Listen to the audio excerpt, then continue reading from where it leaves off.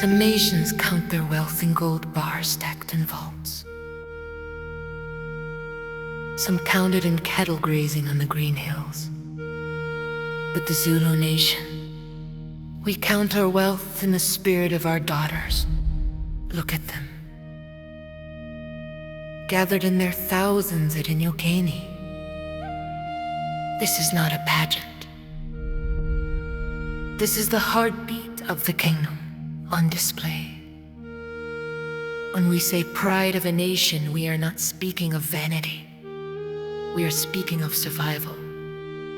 We are speaking of a culture that has refused to die, carried on the strong shoulders of the izinculuba. See how they stand, unified, a regiment of grace.